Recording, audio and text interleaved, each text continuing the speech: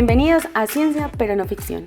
Prepárate para que exploremos juntos la trayectoria del conocimiento, desde una simple pregunta hasta el impacto que el saber puede tener en nuestra sociedad. Aquí hablaremos sobre cómo la ciencia y la educación se entrelazan e impactan cada faceta de nuestra vida, porque la ciencia es más que datos y descubrimientos. Esto es Ciencia pero no ficción.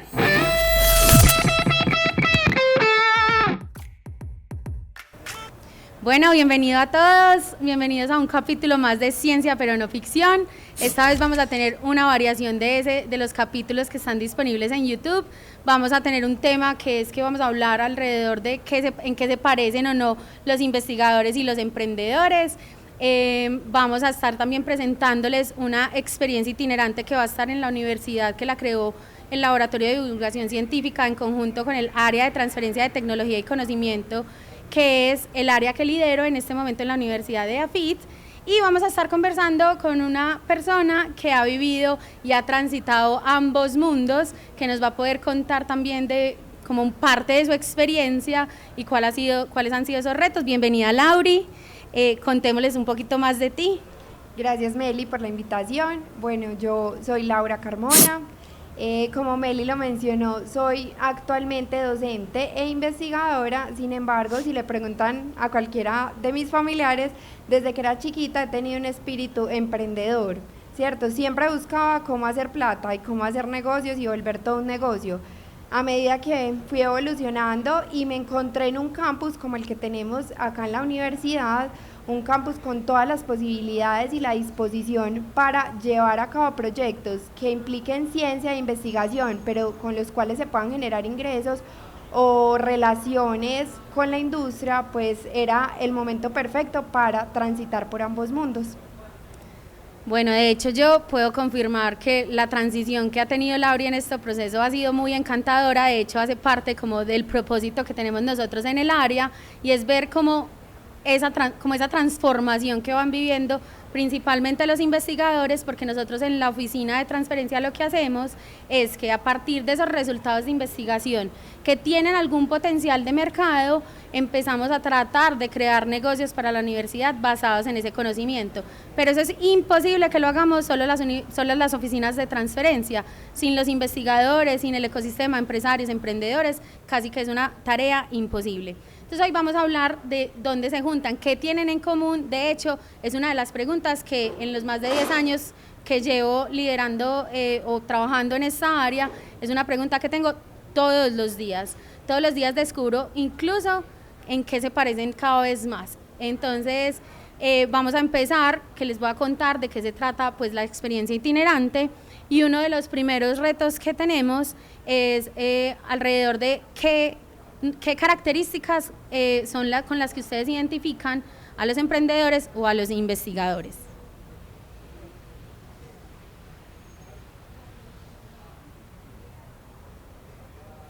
Bueno, entonces en este panel la experiencia se trata de que ustedes cojan uno de los hilos que están aquí. El azul representa a los emprendedores y el verde representa a los investigadores. En la parte derecha van a encontrar varias de las características que a través de conversaciones que hemos tenido con investigadores, con estudiantes, con empresarios y con emprendedores, es con las palabras que ellos se relacionan. Entonces yo ya hice la tarea de poner en el panel mi ejercicio, y por ejemplo a los investigadores una de las características con las que más los relaciono yo es con la resiliencia. Realmente hay como un mito un poco de que los investigadores no son como muy amigos como del no, o que iterar no es de lo suyo, pero realmente los investigadores tienen una fortaleza increíble, y por eso describo la resiliencia como esa capacidad infinita de intentar diferentes vías. Cada vez que encontramos un problema, ellos encuentran otra forma de solucionarlo. Y en cambio en los emprendedores decidí poner la orientación hacia la resolución de problemas, que aunque me parece que los investigadores también lo tienen, siento que es una característica que es demasiado como vital, o que es algo que es predominante en los emprendedores, y que de hecho para mí, si pudiera llenarlo 2 veces, también pondría esa capacidad en los investigadores. Entonces voy a invitar a Lauri a que también pues cuente un poquito de qué se imagina ella que son las características principales de cada uno de estos perfiles. Gracias, Meli. Bueno, yo también ya hice la tarea y llené el panel y puse aquí una de las características para mí que tiene un emprendedor es la creatividad, ¿cierto? Normalmente nosotros asociamos el emprendimiento o la capacidad de generar negocios a partir del éxito que tienen en el mercado. Entonces, si no hay clientes o no hay usuarios para ello, pues por más chévere que sea la idea o por más investigación que haya detrás de la idea, puede resultar que no es satisfactoria. Entonces pienso que una de las características más importantes que tienen es esa creatividad para incluso darle a una solución de un problema diversas alternativas de cómo llegar a la solución. Y en los investigadores puse la curiosidad. Pienso que algo que caracteriza siempre a un investigador es esa capacidad para estarse preguntando todo el tiempo el porqué de las cosas y el porqué no de otras, o el porqué se puede ir por un camino o el porqué no por el otro. Incluso la curiosidad que siente uno en el día a día de preguntarse las tareas cotidianas que realiza, cómo las podría realizar de una forma más óptima, cómo las podría realizar de una forma más amigable con el medio ambiente, por ejemplo. Todo eso parte de esa característica de curiosidad. Y ahí pues algo particular que veo yo es que es una característica con la que nacemos los seres humanos. Y gracias a esa característica nosotros vamos creciendo y aprendiendo del entorno, pero la vamos perdiendo. A medida que vamos creciendo nos vemos menos curiosos, entonces no observamos con esos ojos todo el tiempo lo que nos rodea para poder generar pues esos proyectos, bien sea de investigación, que trasciendan a posibles emprendimientos. ¿Alguien del público se animaría a contarnos qué característica identifican principalmente a un emprendedor y a un investigador? Por ejemplo, esa que está conectada entre el investigador y capacidad de asombro, no está conectada, que esa a la derecha me parece que es súper interesante también porque no solamente el investigador, sino el emprendedor se podría conectar, digamos, a esas dos, de estar todo el tiempo, decir, como esa curiosidad de, ve, por aquí puedo ir, por acá puedo tener un tema que nadie más ha investigado, nadie más ha de pronto desarrollado alguna solución, y creo que esa puede ser de pronto una que se conecte inclusive entre las dos. Súper, gracias Simón. ¿Alguien más se anima a contarnos qué piensa? Bueno, a mí me parece que, por ejemplo, podríamos conectar el emprendedor con la gestión de los recursos, porque desde el rol o desde el perfil del emprendedor se tiene un poco más de sentido de realidad de la escasez de los recursos en tiempo, en talento, en lo financiero, entonces deben ser incluso también mucho más creativos para que les alcance para todo. Entonces, desde que se conciben como emprendedores, pues son conscientes de que hay una limitación ahí y que la deben gestionar muy bien para que puedan alcanzar los resultados que esperan. Gracias.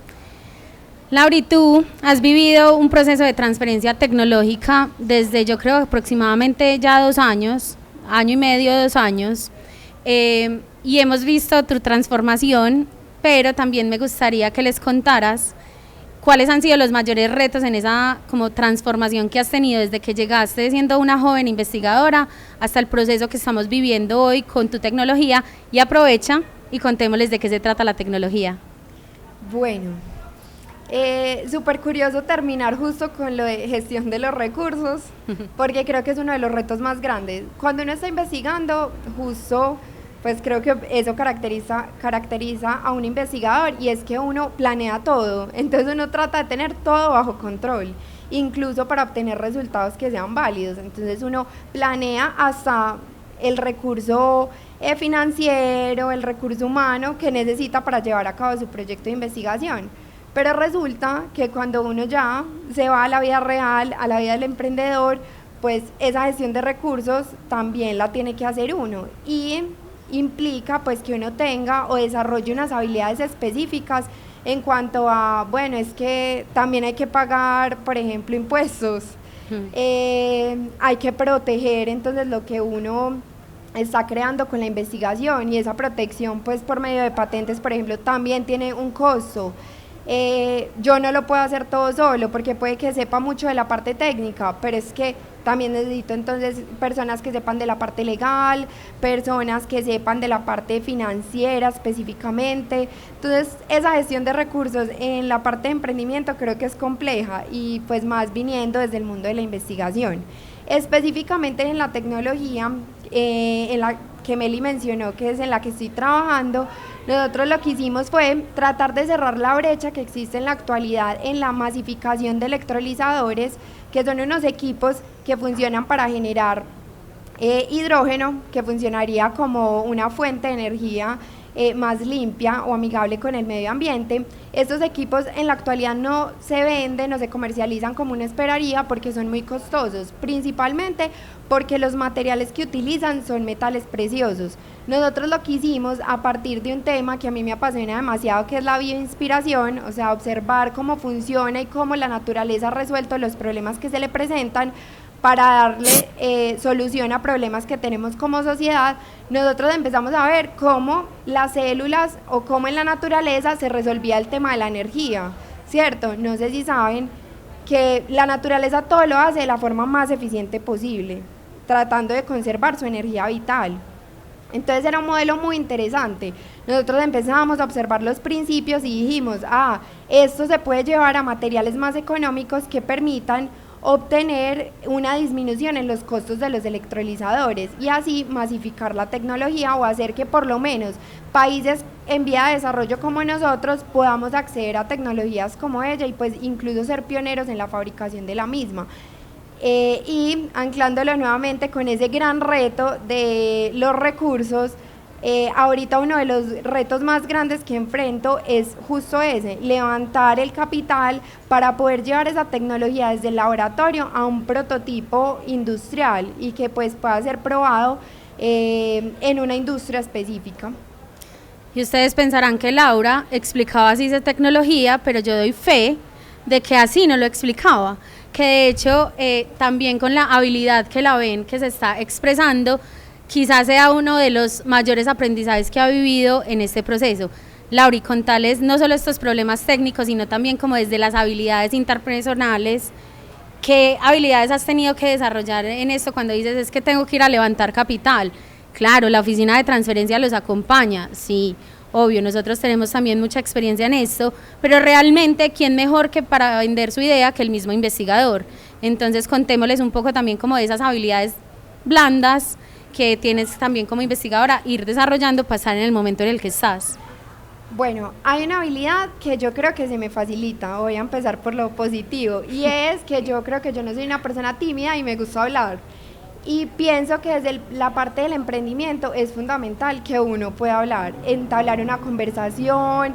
Hoy en día es súper chistoso porque uno encuentra que muchos de los términos en el emprendimiento se relacionan con el inglés, entonces le ponen palabras en inglés a cosas que deberíamos hacer normalmente, como sentarnos a conversar para generar redes donde uno pueda sacar los proyectos adelante de una mejor forma. Es lo mismo, y yo le pongo ese ejemplo a muchas personas y es como cuando uno se sienta con alguien que le gusta y lo invita a tomar un café, uno no empieza a decirle, bueno, yo mido 1.53 centímetros, yo peso 49.5 kilos, no, uno empieza a hablar de una forma fluida donde encuentra puntos medios de intereses comunes. Lo mismo pasa en el emprendimiento, ¿cierto? Hay que comunicarse y pues entablar conversaciones de valor para poder sacar adelante esos proyectos.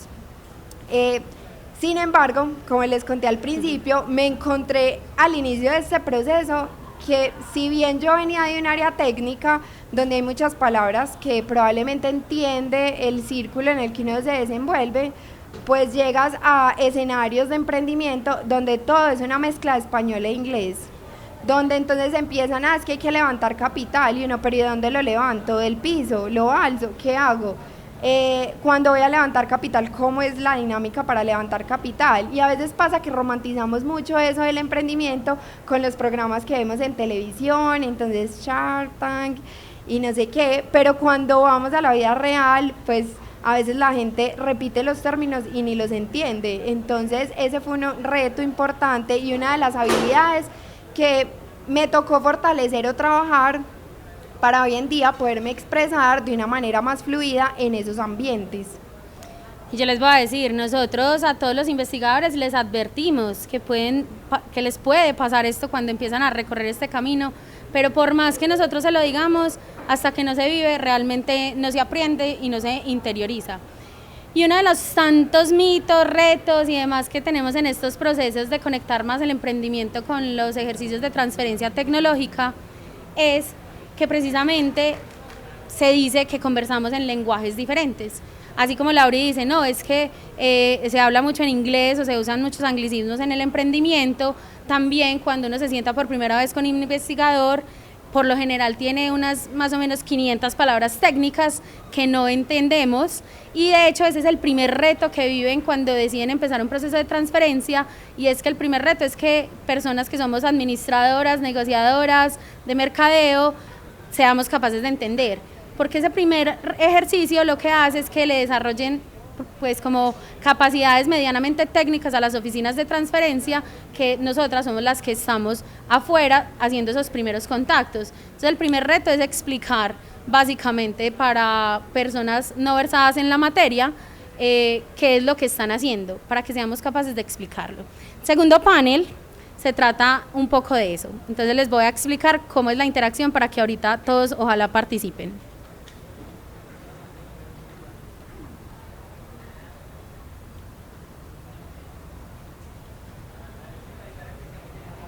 Este segundo panel entonces se trata nuevamente, hay un color para identificar el emprendedor y otro color para identificar el investigador, pero esta vez cambia la pregunta.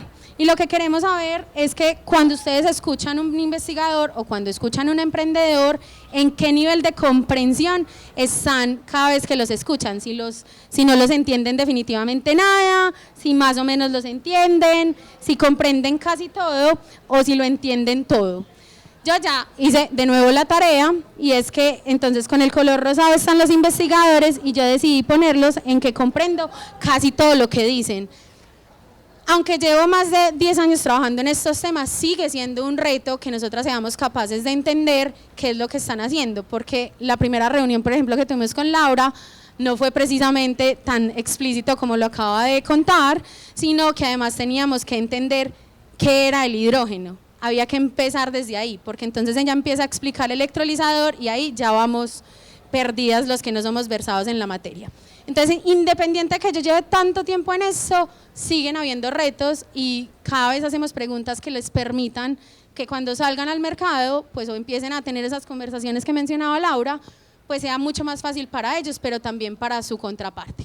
En este caso, los emprendedores, decidí ponerlo en que también en que comprendo casi todo lo que dicen, precisamente por lo que contaba Lauri, y es que entonces hablamos de levantamiento de capital y las primeras palabras que uno encuentra es Venture Capital, Friends, Family and Funds, y es como, bueno, sí, puede ser un inglés medianamente básico, pero no es para todo el mundo.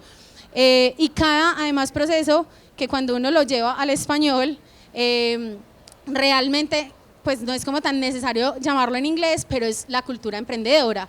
Y si definitivamente nosotros queremos hacer el proceso de transferencia a un emprendimiento, que de hecho es uno de los mecanismos más efectivos, porque es también parte de lo que queremos es decirles a los emprendedores que en las universidades tenemos un montón de ideas y necesitamos todas las como habilidades que tienen los emprendedores para volverlas realidad. Y que muchas veces, o por lo menos en esta universidad, tenemos por ejemplo un fondo de alistamiento tecnológico que nos permite hacer como la financiación de esas primeras iteraciones, pero lo que nos está haciendo falta es quien conecte esas ideas con el mercado. Entonces por eso es que también es importante que ambos mundos empiecen a hablar el mismo idioma. ¿Alguien del público se anima a contarnos cuando escuchan a un emprendedor o a un investigador qué tanto le entienden o no?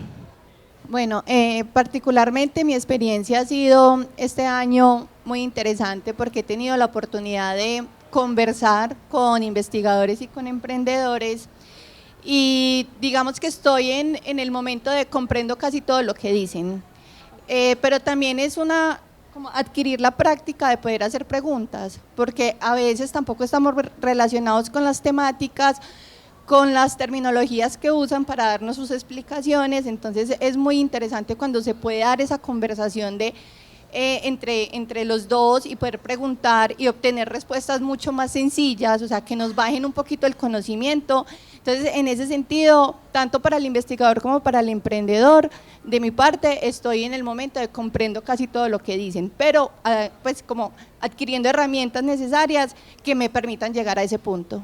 Mil gracias. Laura ya les contó un poco de lo que ella ha vivido en ese proceso de transformación, pero incluso en todos los procesos que nosotros hemos tenido en la oficina de transferencia, también vemos que cada vez que entre más salen a conversar, por decirlo de alguna forma, en más espacios se encuentran, más fácil son esos procesos, ¿cierto? Puede que en las primeras conversaciones no sea tan fluido, pero en la medida que lo vas haciendo, pues vemos como una transformación incluso en los investigadores, en la forma que llevan ese conocimiento incluso a sus aulas de clase, también porque igual están estudiando esas temáticas, pero no tienen la experiencia que ellos tienen. Lauri, en tu experiencia, ¿cómo fueron esas primeras conversaciones? Difíciles. Difíciles. Creo que algo que he aprendido también en este proceso es que uno va dando por hecho que la gente con la que se relaciona sabe lo mismo que uno.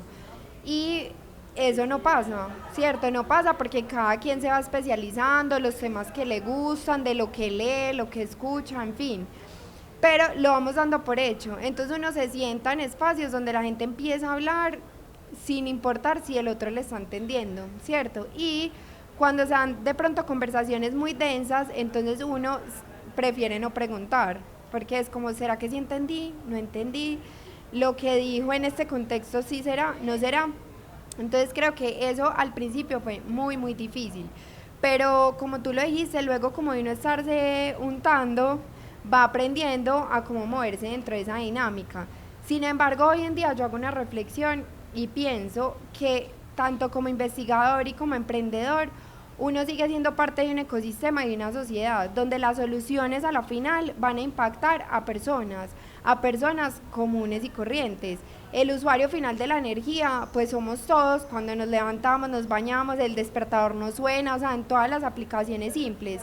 Y un llamado importante a eso es entonces cómo llevamos tanto la ciencia como el emprendimiento a la palabra de todo el mundo.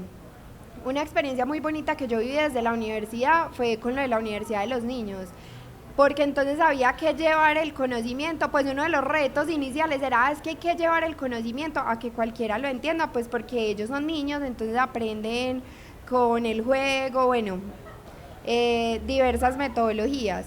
Y luego de esa actividad yo decía, pero es que deberíamos llevar el conocimiento y el emprendimiento a la palabra de todos, ¿cierto? No a un público específico como los niños, sino a todo el mundo. Debería ser parte como del común y de la sociedad incluso, pues la solución de esos problemas. Entonces, ¿por qué no comunicarnos en un lenguaje donde todos podamos al menos entender el centro, bien sea de una idea, un proyecto de investigación, o pues del core de mi negocio, o el objetivo, la propuesta de valor de mi compañía, o de mi solución de cara a los clientes? Incluso yo también tengo como cada vez que me reúno con un investigador a explicarle cuál es mi trabajo, que también es traducir básicamente lo que ellos dicen. Tengo un ejemplo y es que hace unos años me reuní con una profe que trabaja membranas basadas en nanofibras. Esa fue su explicación, o sea, eso fue lo primero que me dijo a una persona que estudió administración, o sea, no entendí nada. Yo decía, ¿por qué estamos hablando de membranas y por qué hablamos de un filtro? Y a la final, después de que ella me explicó, la conclusión era que es una tela, ¿cierto? La primera reacción de la investigadora fue que, ¿cómo soy yo llevando su investigación a la palabra tela? Pero realmente, cuando yo le explicaba, es que cuando nos van a buscar en internet, difícilmente alguien del departamento de compras va a buscar membrana que filtre, porque no son versados en la materia. Y ese es uno de los tantos puntos de encuentro o entrada a una posible o validación comercial o una posible comercialización. Posiblemente busquen como filtro o tela. Entonces eso es parte de los retos que nosotros en las oficinas de transferencia tenemos, y es traducir esos lenguajes tanto de un lado como del otro. Hay una cuarta experiencia en esta muestra pues itinerante que tenemos, y es que empezamos a hablar del no. qué significa ese no, cómo un no nos ha cambiado la vida. Y parte de lo que queremos acá es que nos hagamos esa pregunta de quién nos lo ha dicho, por qué y cómo realmente podemos resolver el no. Lauri, ¿qué no te ha cambiado la vida? Es súper chistoso porque yo pienso que el ser humano crece con el no, ¿cierto? Desde que uno está chiquito, el papá y la mamá son, no se monte ahí, no haga eso, no haga tal, no haga no sé qué. Y pues particularmente yo creo que desde pequeñita yo me cuestionaba muchas cosas y a veces en muchas de esas recibía un no por respuesta. Y yo aprendí a ver eso normal, como pues sí, hay un no también. Cuando me empecé a meter como en el mundo de la investigación, a pesar de que uno tiene todo controlado, también empecé a ver que uno recibe un montón de nos, hasta de los mismos experimentos, porque no dan, también es un no, y es un no muy horrible. Cuando uno, por ejemplo, está haciendo el doctorado y uno ya está contra el tiempo, quiere terminar y no le dan los experimentos, es un no, el tutor le dice, no está listo, y uno con el corazón en la mano, con las lágrimas, le toca ir y seguir. Yo creo que esa es la forma en que yo he encontrado como de supervivencia, darle la vuelta, o sea, no hay otra opción. Te dicen que no, pero entonces, ¿qué pasa si nos quedamos en el no? No pasa nada y se queda. Hay que darle la vuelta, listo, esto fue un no, pues, ¿cómo hago para que esto se convierta en un sí o abra otra puerta, que puede ser otro no? Pero si no seguimos dándole la vuelta, pues nunca vamos a encontrar una puerta donde sí encontremos un sí. Y desde el lado del emprendimiento, creo que los no son un poquito más radicales y es como que cuando vas a levantar capital o te encuentras con posibles inversionistas, de frente te dicen no es el momento, no, necesito que la tecnología esté en un nivel más alto, no, mi empresa quiere invertir en otro tipo de soluciones en este momento. Y es lo mismo, es, bueno, nosotros nos podemos quedar ahí y decir, mi idea no es buena, entonces listo, yo voy a dejar esto y lo voy a votar. Pero finalmente eso termina siendo el proyecto por el que estás luchando, que tú, creo que desde el plus de investigador tratas de darle unas bases sólidas en cuanto a que sí puede tener una prospección y una aplicación industrial y todo lo demás. Entonces es listo, acá fue un no, pero entonces ¿cómo llego al sí? Y puede que eso sí tampoco se den en el emprendimiento, o es lo que yo he visto, como de una forma inmediata, como listo, llegas a un evento y ya el inversionista te dice sí, voy a invertir. No, siguen siendo unos escalones que hay que ir subiendo, hay que ir paso a paso y incluso a veces toca retroceder y moverse de escalón para poder encontrar ese camino hacia el sí. Yo tengo una anécdota alrededor del no, y es porque normalmente en mi trabajo yo soy la que dice no. Y eso hace parte de cómo vamos desarrollando esa mentalidad emprendedora en los investigadores, que cuando decimos mentalidad emprendedora no es necesariamente que van a crear una empresa, sino que tienen una capacidad de iterar, de prototipar, de ser resilientes, de ser flexibles, bueno, y una cantidad de características. Y es que hace más o menos 2 años vimos una oportunidad de negocio a partir de un resultado de investigación de una profesora, y cuando ella nos mostró lo que estaba haciendo, le aplicaba como a todas esas cosas que uno quiere encontrar cuando está trabajando en una oficina de transferencia, y es que le apuntaba a temas de tendencia, tenía temas biotecnológicos, era una oportunidad muy, muy interesante. Y después de esa reunión, que decidimos entonces que ella pues iba a empezar a vivir el proceso de transferencia, le dije, ¿qué necesitas para que nos acerquemos al mercado? Cuéntame que posiblemente tengo unos recursos para impulsar este proyecto. Ellas se fueron, porque de hecho son 4, ellas se fueron, habían pasado 2 semanas, no me habían dicho nada, y cuando llegaron otra vez a mi oficina, me presentaron un proyecto de 2 años. 2 años.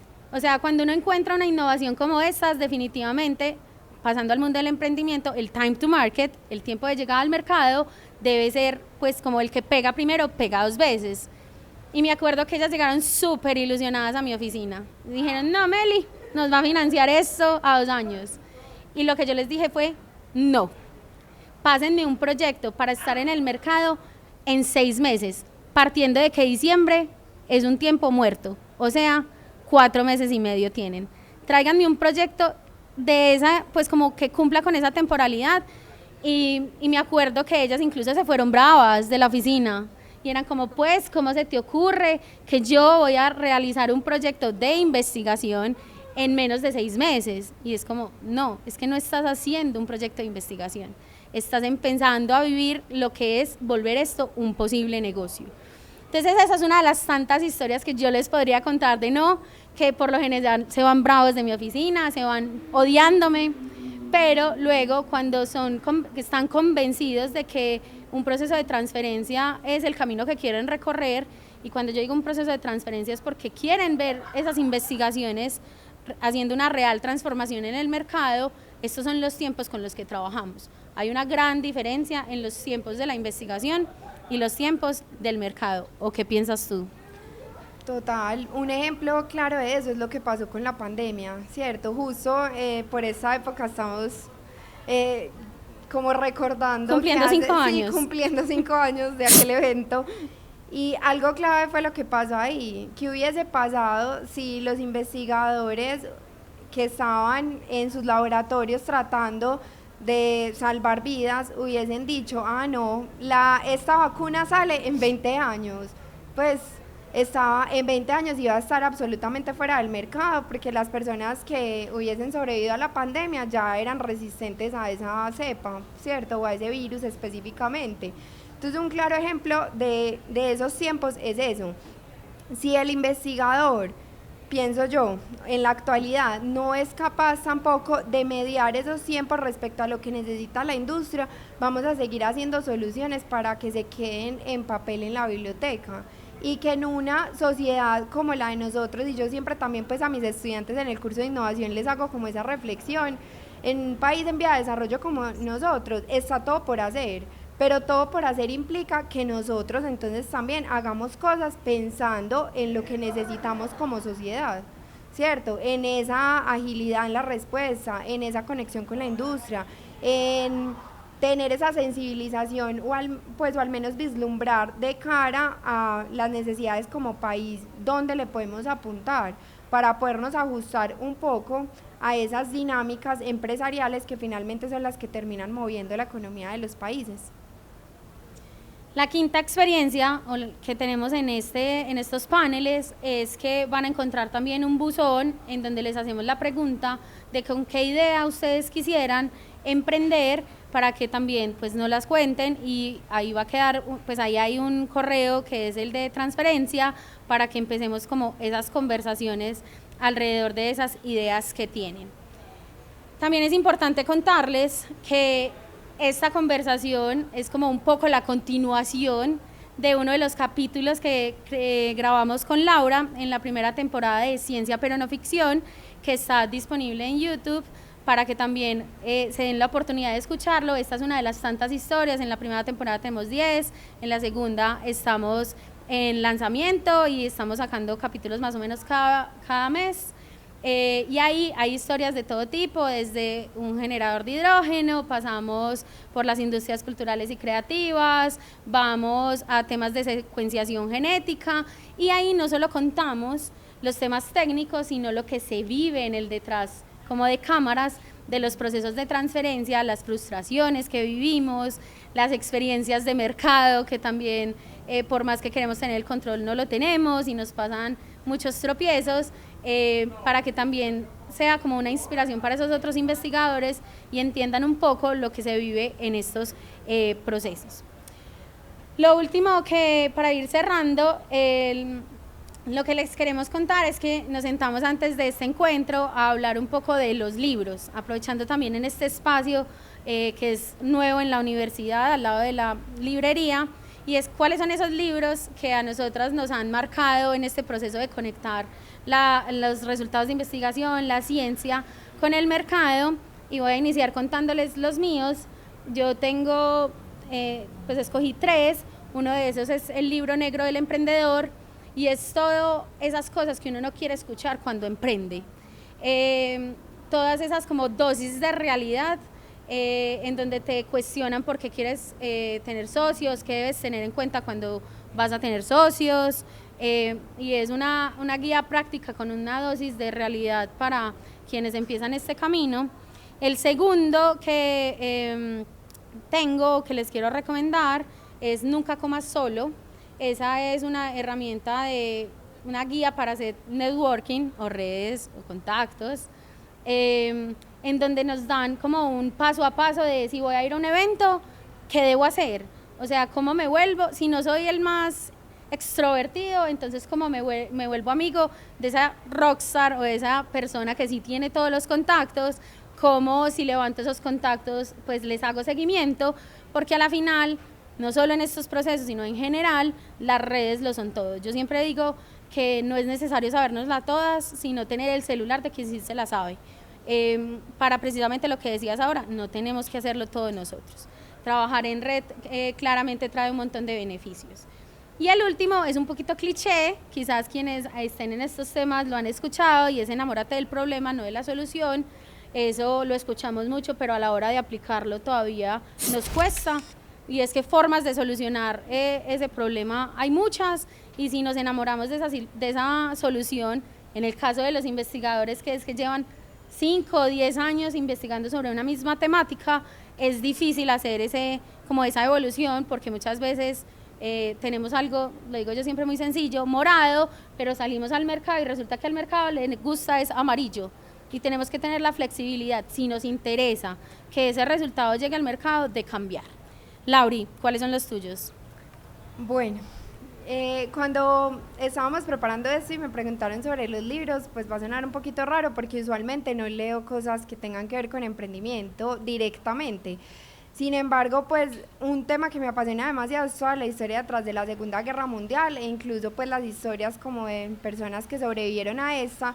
Y cuando empecé a hacer la relación como con ese espíritu emprendedor, un emprendedor tiene que ser capaz también de convencer a la gente de que yo le puedo resolver esa necesidad, o de que la idea que tengo es muy buena, y finalmente, gracias a ese poder de convencimiento de que mi idea es muy buena, sufrimos una guerra donde muchas personas murieron. Fue un resultado catastrófico, sin embargo fue ese poder de convencimiento, y de muchas personas, a partir de esas motivaciones que iban encontrando pequeñas dentro de un panorama tan hostil, se tejieron también otras historias muy bonitas orientadas a esa resiliencia. Entonces, uno de los libros, pues como detrás de eso, que me gusta mucho es La Dama de la Guerra. Otro libro que me gusta mucho es Sapiens, que permite como ver el ser humano cómo va cambiando, y para mí eso es una característica clave, como Meli lo mencionó ahorita, y es que los seres humanos todo el tiempo estamos en constante cambio. Entonces, si uno, por más que ame y adore a su hijo, pues idea emprendedora, no es capaz de flexibilizarla para la necesidad que tiene el mercado, se va a quedar ahí.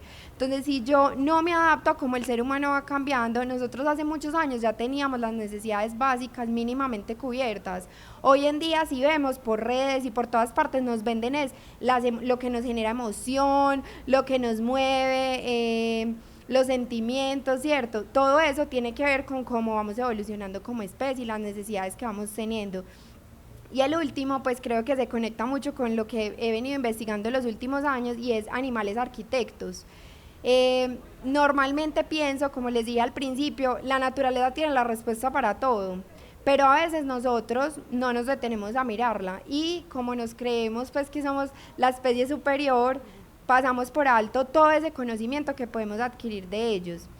Entonces ese libro me parece hermoso, pues porque evidencia cómo los animales han dado soluciones increíbles en temas principalmente de arquitectura y construcción. Y ahí también les quiero pues como contar que uno de mis últimos proyectos de emprendimiento es un libro que escribí junto con una compañera, que busca orientar sobre todo a los niños a temas de ciencia, pero que tengan el poder de seguir mirando la naturaleza con ojos curiosos, no solamente con el objetivo de cuidarla, que es muy importante, y hoy en día vivimos una crisis medioambiental, sino de poder ver todas las soluciones que la naturaleza o los sistemas biológicos le dan a las cosas para llevarlo a aplicaciones pues cotidianas, o incluso a proyectos que tengan aplicación industrial, como yo lo hice pues con el proyecto que mencionamos durante la charla. A partir de eso les quiero hacer una pregunta y es, o más bien una reflexión, que cierren los ojos un momentico y piensen en un animal, una planta o algo en la naturaleza que les guste demasiado, demasiado. Y algo único que hace o ese animal o esa planta que podríamos llevar a una aplicación industrial. Piensen y si alguno se anima, nos cuenta qué pensó y qué solución creen. No hay respuestas correctas, anímense. Bueno, no hay respuestas incorrectas, obviamente todas son correctas. No, pues por haber trabajado en nanofibras y por el background investigador, las telarañas de la araña, obviamente, y hay unos los de gusanos de seda, y hay un montón de animales que ya han resuelto cosas de fibras especialmente. Pero pues habrá un montón que no se me ocurren en este momento, pero esos me parecen muy, muy chéveres justamente porque en mi investigación ha ocurrido algo de eso, de construir fibras, entonces en un momento me apasionaron mucho esos animalitos. Un poco la experiencia que conté ahora de la tela, Caro hace parte de ese equipo y eso se hace a través de una técnica que se llama electrospinning, y cuando Caro habla de las telarañas, realmente es que eso es tan pequeño que tienen que emitir como muchas, como goticas para volverlo una telaraña, que es lo que está en el detrás de un filtro que está basado en nanofibras. Y pues ahí como complementando, nosotros desde chiquitos cantamos la canción pues de la tela de araña que soporta el elefante y pues uno la pasa por alto, pero es real, pues obviamente no en esa escala, pero es real que es un material que puede ser muy resistente y que gracias a las geometrías y a las diversas formas como se ha configurado en la naturaleza puede permitir soluciones para infinidad de aplicaciones donde se requiera flexibilidad pero alta resistencia, entre otros.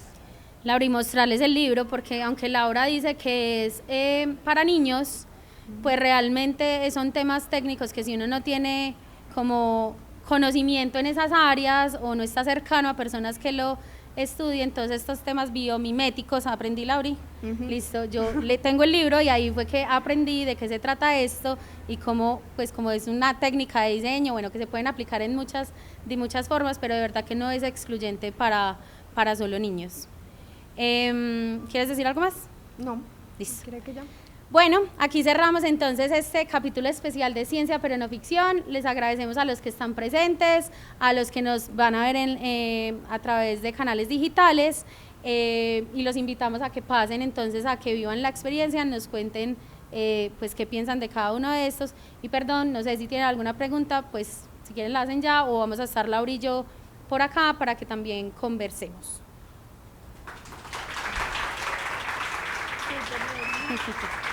Total.